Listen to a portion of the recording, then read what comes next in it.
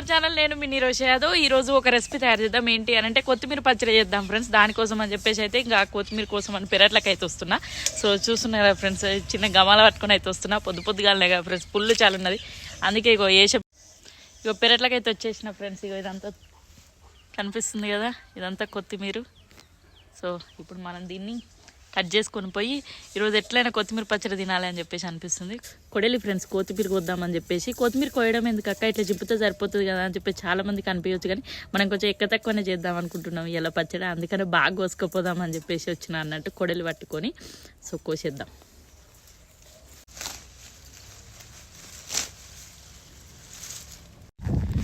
చూసారు కదా ఫ్రెండ్స్, ఇగో ఇదంతా కొత్తిమీర కోసుకొని అయితే పోతున్నా. తెచ్చిన కొత్తిమీర అయితే ఇక అమ్మ అయితే సాఫ్ చేస్తుంది ఫ్రెండ్స్. చూస్తున్నారు కదా, దాంట్లో మన చెత్త ఉందా ఎట్లా అన్నది అయితే ఇంకా అమ్మ అయితే మొత్తం చూస్తుంది. చూడండి అట్లా.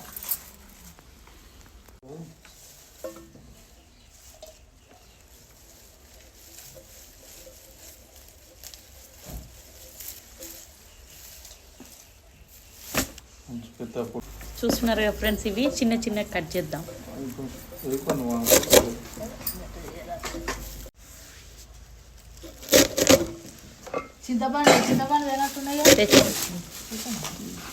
చూస్తున్నారు కదా ఫ్రెండ్స్, కట్ చేసిన కొత్తిమీర అయితే ఇంత అయింది ఫ్రెండ్స్. ఇప్పుడు ఈ కొత్తిమీర ఆకుని మొత్తం మనం మంచిగా కడుక్కొని ఆరబెట్టుకుందాం ఫ్రెండ్స్. ఆరబెట్టుకుంటే ఏమవుతుంది అంటే తడి అంతా పోతుంది, కాబట్టి నిల్వ ఉంచుకున్నా కూడా తొందరగా పాడు కాకుండా ఉంటుంది అన్నట్టు. ఇప్పుడు కొంచెం ఆవాలు, జీలకర్ర, మెంతులు వేసుకొని దూరగా అట్లా వేయించుకొని రంగు మారేదాకా వేయించుకొని మిక్సీ పట్టేసుకుందాం. ఇక చూస్తున్నారు కదా ఫ్రెండ్స్, ఇంకా అమ్మ అయితే చింతపండు అయితే నానబెట్టేసింది.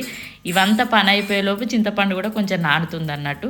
ఇప్పుడు కొంచెం ఆయిల్ పోసుకొని అట్లా కొంచెం జీలకర్ర వేసుకొని వెల్లిపాయలు వేసుకొని తర్వాత మనం ఇంతసేపు ధనియాలు కూడా కొంచెం టేస్ట్ కోసం అని చెప్పేసి ధనియాలు వేసుకొని ఇంతసేపు కడిగి పెట్టుకున్న కొత్తిమీర ఉంది కదా, అది అంతా కొంచెం ఎట్లా అంటే దూరగా కొంచెం పచ్చివాసన పోయేదాకా వేయించుకుందామండి. సో అమ్మ అయితే అట్లా చేస్తుంది అన్నట్టు.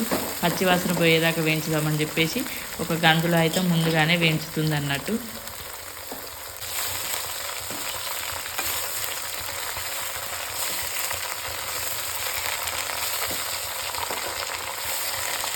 ఇప్పుడు ఏం చేద్దామంటే ఇంతసేపు మనం వేయించి పెట్టుకున్న అన్నీ ఉన్నాయి కదండి, జీలకర్ర, ఆవాలు, మెంతులు, అవన్నీ ఇప్పుడైతే మిక్సీ పట్టేసుకుందాం. మిక్సీ పట్టేసుకొని పొడి చేసుకొని పక్కకు పెట్టేసుకుందాం.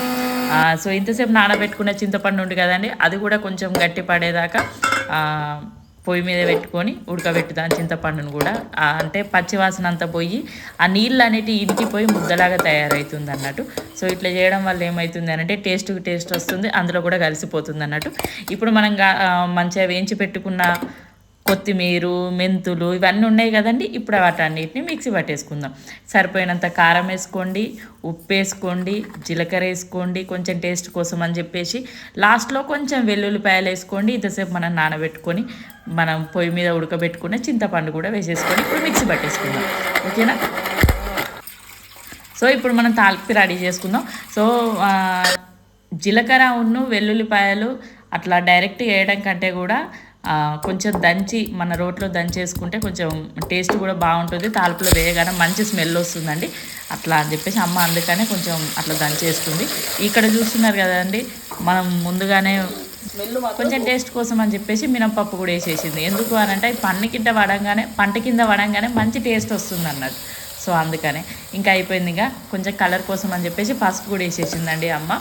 సో మొత్తానికైతే గుమ్మలాడే కొత్తిమీర పచ్చడి రెడీ అయిపోయింది. చూసారు కదా. సో ఇది అండి ప్రాసెస్. కానీ నిజంగా అండి అన్నంలో అయినా చపాతీలో అయినా సూపర్ టేస్ట్ ఉంటుంది. ఎవరైనా కొత్తగా చూసే వాళ్ళున్నా నా ఛానల్ని సబ్స్క్రైబ్ చేసుకొని వాళ్ళున్నా ప్లీజ్ సబ్స్క్రైబ్ చేసుకోండి ఫ్రెండ్స్, మర్చిపోకండి. పైన కొంచెం నెయ్యి వేసుకొని తినండి, వావ్ అంటారండి నిజంగా. సూపర్. Thank you.